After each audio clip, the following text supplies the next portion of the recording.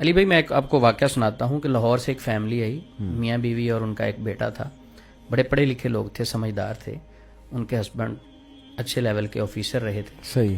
تو وہ مجھے پوچھتے ہیں کہ میں سمجھدار لگ رہا ہوں آپ کو؟ صحیح. میں نے کہا جی بالکل آپ سمجھدار لگ رہے ہیں، بڑے اچھے لگ رہے ہیں. صحیح. تو کہتے پھر میں آپ کو مسلمان ہوتے ہوئے ایسی حرکتیں نہ بتاؤں جو مجھے نہیں کرنی چاہیے تھی. صحیح. میں نے کہا جی بتائیں آپ. میں تو بڑا تعجب سے ان سے کہا. کہتے میری وائف کو کوئی پرابلم تھا جو خواتین کا خاص پرابلم ہوتا ہے، تو وہ چل رہا تھا. تو اتنا مسئلہ تھا کہ 2-3 منتھ مسلسل اسے فرق ہی نہیں پڑ رہا تھا، اور اس کو اتنی تکلیف ہوتی، بلیڈنگ کا ایشو تھا، اتنی تکلیف ہوتی کہ وہ بیچاری جس طرح بکرا ذبح کر دیا جائے اتنی تکلیف میں مبتلا تھی، دن بدن ویک ہوتی جا رہی ہے. بہرحال کہتے ہم نے ہاسپٹل میں اسے داخل کروایا، دم شام بھی کروائے. ہاسپٹل میں داخل تھی تو ایک بھائی نے کہا کہ دیکھیں ایک عیسائی عمل ہے، لاہور میں ہی ہے، اور اس کی 90 سال ایج ہے، آپ اس کے پاس ایک بار چلے جاؤ دم کروانے. میرے کہنے پہ ایک بار. کہتے اس نے اتنی منتیں کی، ہم نے کہا چلیں یہ بھی جا کے دیکھ لیتے ہیں، عیسائی ہے پھر کیا ہوا. کہتے ہم نے ڈاکٹر سے نا جھوٹ بولا. وہ ہسبینڈ اس کے کہتے ہیں کہ میری نا وائف ذرا ہاسپٹل میں رہ کہ تنگ آ گئی، تو میں اس کو تھوڑا سا باہر گھما کے لے آؤں، ذرا ذہن فریش ہو جائے. کہتے جانا ہم نے دم کروانا تھا. عثمان بھائی کہتے ہیں کہ ہم اس کو وہاں سے لے کے نکلے، میں اس عامل کے پاس گیا، وہ سگریٹ پی رہا تھا. اچھا. کہتا میں پڑھا لکھا لگ رہا ہوں. پھر اس نے پوچھا، کہتے مجھے اس نے کہا ہاتھ آگے کرو. کہتے میں نے ہاتھ آگے کیا، اس نے سگریٹ کی وہ راکھ تھی میرے ہاتھ پہ پھینکی. کہتا کھا لو. اللہ. کہتا میں نے کھائی، میں کتنا ماشاءاللہ سمجھدار لگ رہا ہوں، میں نے کھائی. کہتا پھر کہتا اس کے بعد کیا ہوا، میری وائف کے سر پہ اس نے ہاتھ رکھا اور وہی سگریٹ پیتے ہوئے دھواں تھوڑا سا اس طرف پھینکا. اس نے کہا لے جاؤ.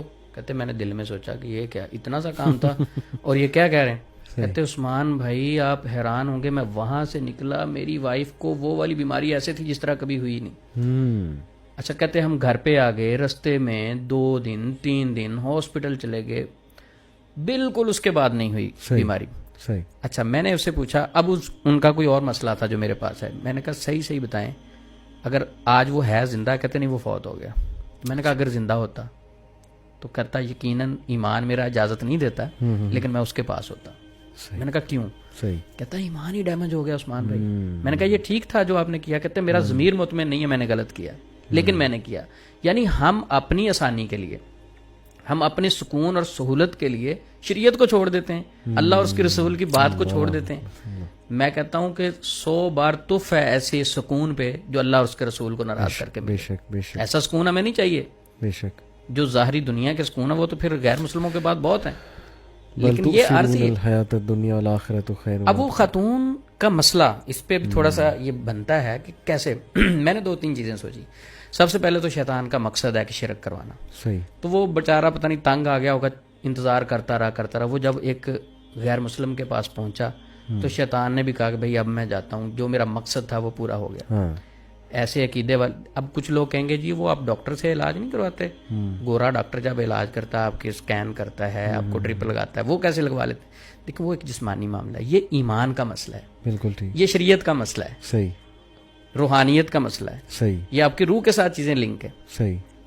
تو اب وہ 2 چیزیں ہیں یہاں. ایک تو اس کا شیطان کا مقصد تھا کہ یہ کسی بلیک میجک والے کے پاس جائیں اور اپنے ایمان سے ہاتھ دھو بیٹھیں. قرآن کو چھوڑ کے دیکھیں، اس نے عیسائی نے کو قرآن پڑھ کے تو دم کرنا نہیں تھا. قرآن کو چھوڑیں، شریعت کو چھوڑیں تو میں آپ کو چھوڑ دیتا ہوں. تو انہوں نے چھوڑا تو شیطان نے بھی چھوڑ دیا. دوسرا یہ تھا کہ ہو سکتا ہے وہ جو میڈیسن لے رہے تھے ہاسپٹل میں، اللہ رب العزت نے اس دن اس ٹائم ان کو شفا دینی ہو، لیکن وہ اس راستہ غلط اختیار کر لیا، شفا اسی ٹائم ہی اس کی وجہ سے ایمان بھی چلا گیا تو آزمائش میں فیل ہو گئے. آزمائش میں فیل ہو گئے. اچھا یہ علی بھائی اگر 5 منٹ کے لیے ہم سوچیں، اگر میری ایج 30 سال ہے تو میں تھوڑا سا سوچوں کہ پتہ ہی نہیں چلتا 30 سال کدھر گئے. اللہ. کسی کی 60 سال ہے، اس بزرگ سے پوچھیں وہ کہے گا 60 سال بھی ایسے گزر گئے. جب یہ عارضی سی زندگی ہے، اس عارضی سی زندگی کو گزارنے کے لیے ہم دنیا کے سکون مانگتے ہیں. بے شک. صحابہ کرام تو ایسے سکون دیکھ کے رونا شروع کر دیتے تھے. سبحان اللہ. بلکہ مجھے سوری یہاں پہ بات کاٹ رہا ہوں، ایک حدیث یاد آ گئی. ایک حدیث کا مفہوم بیان کرو. میں نے وہ ایک عشق مشوقی پہ لیکچر دیا تھا، یہ حدیث میں نے بیان کی تھی کہ انسان کو نا ایک چیز پہنچنی ہوتی ہے لیکن وہ حرام راستوں سے اس کو جلدی لینے کی کوشش کرتا ہے. وہ چیز اسے حرام سے شاید مل تو جائے لیکن اس کی وجہ سے ایک تو اس کا ایمان جاتا ہے, اللہ سبحانہ و تعالیٰ سے تعلق بھی اس کا جو ہے وہ ختم ہو جاتا ہے, اور یہ وہ سیٹسفائی تو ہو جائے گا کہ چلو جی مجھے چیز تو مل گئی, لیکن جو آخرت میں اس کو جواب دینا پڑے گا وہ پھر اللہ معاف کرے. تو یہ وہی بات ہے جو ابھی آپ نے حضرت علی رضی اللہ عنہ والا وہ قول میں نے کہیں پڑھا تو نہیں ہے, سنا ہے, بڑا سننے میں آیا ہے کہ وہ انہوں نے ایک آدمی کو کہا کہ تم ذرا پہرا دو, زیرہ اس کے پاس رکھی, میں نماز پڑھ لوں. اب وہ نماز پڑھنے لگے, پیچھے سے زیرہ اس نے 2 درہم کی بیچی بھاگ گیا. حضرت علی رضی اللہ تعالیٰ عنہ فرماتے ہیں کہ میں نے نیت کی تھی کہ جب میں نماز پڑھوں گا اسے 2 درہم دوں گا, ملنے اسے 2 ہی تھے لیکن اس نے غلط راستے سے لیے. سبحان اللہ. تو جب ہم جلد بازی کرتے ہیں, شفا تو اللہ کے پاس ہے, ہر مسلمان کا ایمان ہے. جادو میں جادوگر کے پاس چلے جائیں تب بھی اللہ نے شفا دینی, قرآن سے علاج کروائیں تب بھی شفا اللہ نے دینی. دونوں صورت, جب شفا اس کے پاس ایمان کا امتحان چل رہا ہے, اللہ اکبر, آزمائش چل رہی, اس میں آپ فیل ہو رہے ہیں, فیل ہو گئے, سب کچھ گیا.